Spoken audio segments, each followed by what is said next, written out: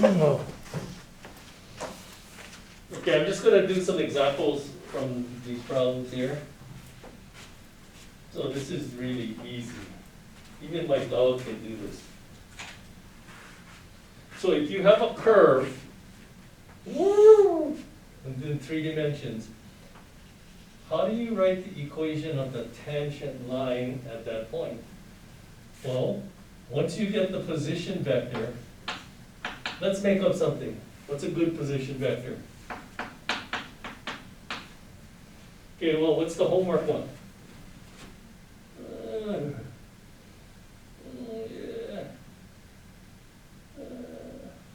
Okay, let's just put some simple polynomials here. How about t squared, t cubed,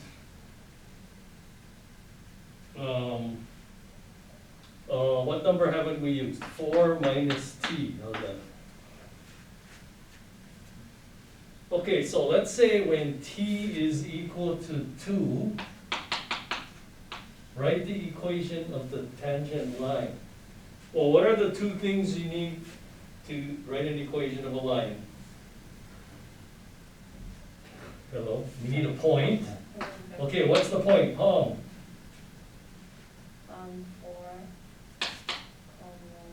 8, 2. And then you need a vector that's perpendicular. I mean, not perpendicular, that points in the direction of the line. So what vector do you think will point in the direction of the line? Come on, especially you. Are you in AP Physics C? Yeah. Okay, well, you just think about it. That's The velocity vector, which of course is r prime, huh? Okay, so that would be 2t, this is just too easy, huh? 3t squared and -1. Okay, so when t is equal to 2, what is this vector that is tangent to the curve here? So what would this vector be if you plug in 2?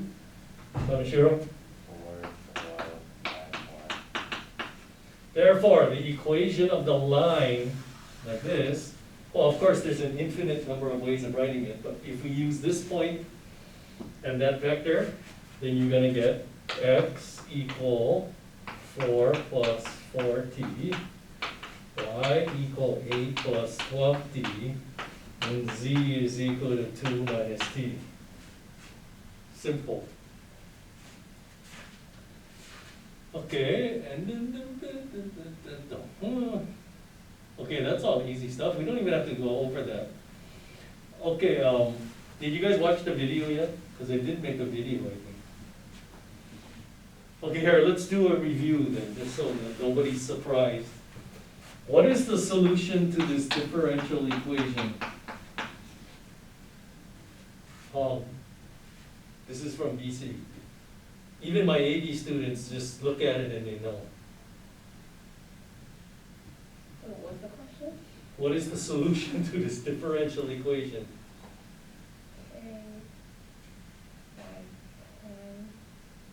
K. Kaneshiro. C e to the ky. No. Okay, stop joking around. Is today April 1st? Is today April 1st? No! Come on, my AD students just look at this and they know. Y equal y naught e to the kp. Okay, so That's last, what I said. no, that's not what you said. You said ky or something. Oh. That's almost what I said. No. We can roll back the video and see. Okay, look, if you're not gonna memorize, you guys really, okay, didn't you guys memorize this and the logistic equation last year? Carrying capacity, but you forgot. Okay, if you guys are not gonna memorize this, then you gotta reinvent the wheel. So let's pretend we don't know this. Pretend. So remember, how do you solve differential equations? What do? What's the first step? Draw the y's. Separate the variables. Put all the y's on the left, everything else on the right, and then you integrate both sides. And by the way, we're gonna be actually doing differential equations in the second semester. This is the simplest of the differential equations. Okay, integrate the left side, Redeem yourself. absolute value. Okay, it is absolute value, but if y is a population, like flies or something, then we can assume it's positive, so no need absolute value. Where's the plus c? Okay, combine it with the right. Okay, Kanashiro, what about the right side? Go. Okay, kt plus c. So they both have a plus c, right? And then you mush them together into just one constant over there. And then how do I get rid of the ln? You e both sides, because e to the natural log gorilla is gorilla, and then you get e to the kt plus c. But then, isn't that the same thing as e to the kt times e to the c? Because you gotta add the exponents. And then if c is a constant, then wouldn't e to a constant be a constant? And what do we call that constant? Y naught, your initial population. So this is your exponential growth equation. But like you guys learned in BC last year, most populations don't grow like that, right? Because of resources and things, and it kind of levels off like this, and then you get logistic growth. I think we're gonna study that again when we do differential equations. I haven't taught differential equation for, oh my God, when is the last time I did it? 20 years ago, I think. Okay, this is gonna come up on tonight's homework, that's why, huh? You're here? Song, I'm talking to you. So, Okay, next thing, okay, you guys, okay. Okay, the last thing, this is the last thing we're gonna talk about, the TNB frame. Okay, let's keep this, okay, keep this. I'm gonna erase this. Anytime we video, we're only gonna stay on this side of the board.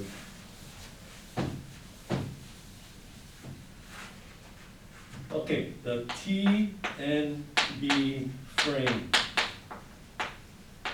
Some people call this the Frenet frame. But we're gonna call it TNB, and you know what that stands for? Tangent, normal, binormal. So anytime you have a curve like this, we can compute the TNB frame. So what it is at every single point, it's hard to draw. Luckily, I put up animation on the Google site, not the Google site, but the Google Drive, and we'll look at it after this. So you have the tangent vector like this, right? But we're gonna make it a unit vector, so let's just say that the length of that is 1. The normal vector is like the acceleration vector, and again, that's gonna be a unit vector. And then the binormal vector is gonna be tangent to both of these using the right-hand rule. So it come, how do you even draw that? No. I don't, gosh, I'm terrible. How would I draw it perpendicular to these two? I guess it would be coming out like this then, yeah. Okay, anyway, so it's like a mini, how do you say it, like XYZ axis with unit vectors that follow the point all the way through the curve. Anyway, when you see the picture, then you'll understand it when you see the animation. Okay, well, let's do the computations first. So to get the unit tangent vector, you can probably guess what that is. That's the velocity vector divided by the magnitude of it, right? Because the velocity is going to be tangent, right? Okay, so for this problem, did we already compute the velocity vector? Right here. Oh, this is a vector, okay? So what you're gonna do, so at this particular point in time, what is the velocity vector? Actually, we did it right here, but that's not a unit vector, so what do? How do you make it a unit vector? You divide by its magnitude, that's what this is. So this would be 4, 12, -1, and then hum. What is the magnitude of this vector? Square root of 161. Oh, you think you're good. You're right. So then we can just go 1 over root 161. And all that is to make it into a unit vector. Okay, to get the normal vector, That's gonna be the acceleration vector, it's gonna be the derivative of the first derivative, so. It's like the acceleration vector, which is the second derivative of position. So what would that be? Okay, so here's the velocity vector. The acceleration would be 2. Check my work here. Okay, so when t is equal to 2, then this vector would be 2, 12, 0. So if we make that into a unit vector, it's gonna be, oh, so what should I do? Acceleration vector over magnitude of acceleration.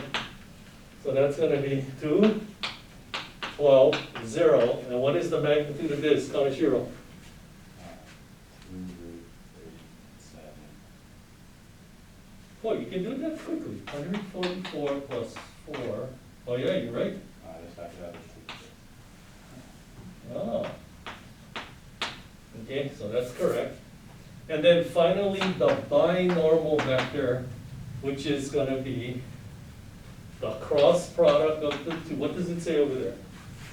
The cross product. Oh, why am I even doing that? Let's go T and N. Like that. That's a lot easier. Okay, so we actually gotta compute T cross N. So what is T? Ooh, look at ugly numbers we're gonna get here, man. So we do the 3 by 3 determinant. Okay, what is T? 4 over root 161. Who made up these numbers? -1. And then the normal unit normal vector, 1 over root 37, 6 over root 37, and then 0. How do the, Hmm? The what? Yeah, mine's not over. What? Oh yeah, right here. Can't you guys see it? I told you guys, sometimes when the sun comes in. See, you just move your head like, see, look. Oh, here, wait, let me put it back again. See, like if I'm standing here, it doesn't look like it's there, but then, oh, see, now it's there. Okay, who's computing this? Everybody's gonna take one. Okay, what is the x component? Oh, you got the easy one. 6 over root 37 times 161. 6 over root 37 times 161, like that. Wait, no, yeah. Do I have to compute it? No. Yeah, well, if this was first of all, if this was a test, I wouldn't give you that ugly number. 5, 9. And then wait, time out. Some of you on the test, you guys think this is BC calculus and you can just leave it like that. No, this is Iolani course, you gotta simplify. Root 5,000? No, yeah, you can do that on the test. Oh, so what is it? What is it? Hong said she wants to simplify. Go with it. 5957. 5957. Is that right?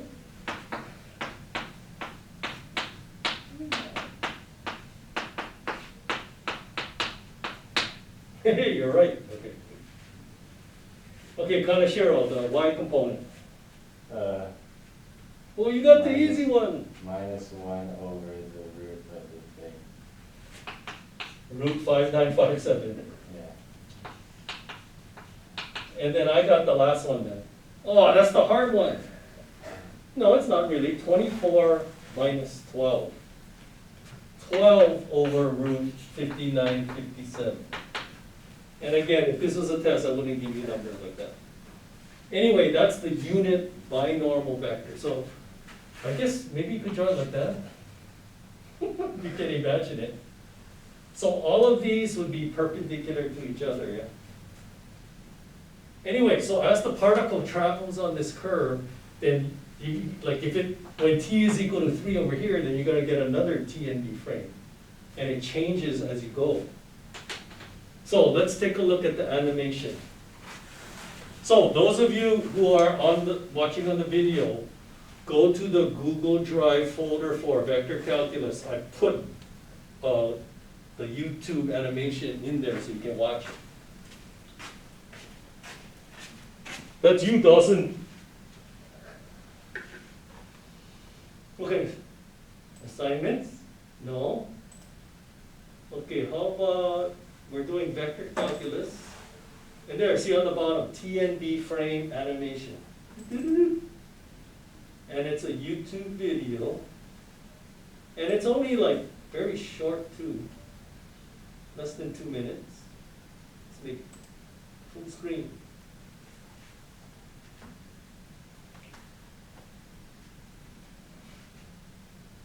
Well, I guess they're gonna give the explanation first.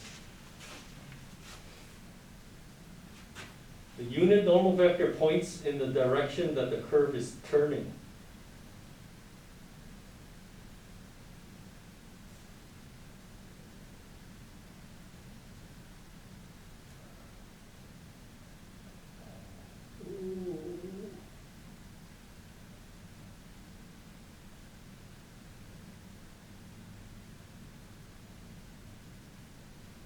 So you guys watching on the video, we're just being mesmerized by this.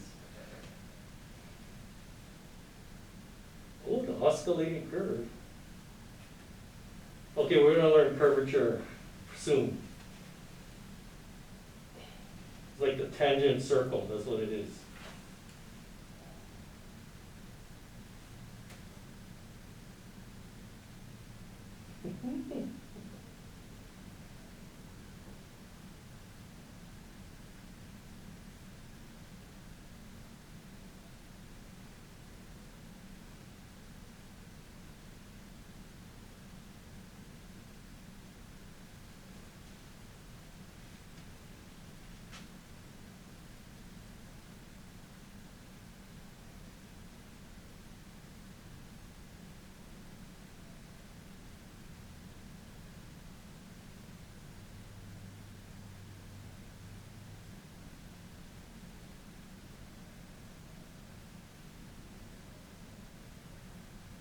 I don't know if that view was that great, yeah. Anyway, that's the TND frame. Very important for engineering and physics. Okay, anyway, that's today's lesson. We're done? Okay, so what we're gonna do in class, we're gonna watch a movie. Did Mr. Ye show you guys Stand and Deliver? Both of Klein. Did Miss Klein show you guys Stand and Deliver? Did Mr. Ye show you Stand and Deliver?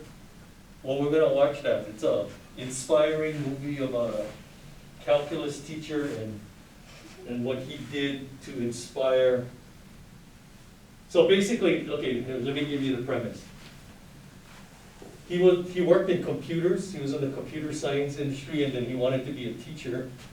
And so he went to the high school and he got a job. And he thought he was going to teach computers, but when he got there, they don't have computers. So he started teaching math. And this is in East Los Angeles, so the population is predominantly Hispanic. So he was teaching 11th grade. He was teaching them how to do fractions, decimals, and percents. That's basically pre-algebra in 11th grade. But then he said, you know what? You burros are too smart for this, and he started teaching them algebra. And then when they mastered algebra, he brought them in during the summer. I think it was like the whole summer, they had to come in for like 5 or 6 hours to learn geometry and trigonometry. And then their senior year, he taught them calculus, and guess what? They all passed the AP exam. It's pretty amazing. Anyway, that's the movie. In fact, you guys on the video, because in class we're going to actually watch the whole movie, but you guys on the video, the only thing I can tell you is go to, if you have Netflix or friends that have Netflix, this movie is on Netflix. Stand and Deliver. Well, that's what we're going to watch if you're in class. Unless you know a website that, you know, people get that can watch movies. I don't know of any. But we're going to watch it over here. Okay, we are done. Goodbye.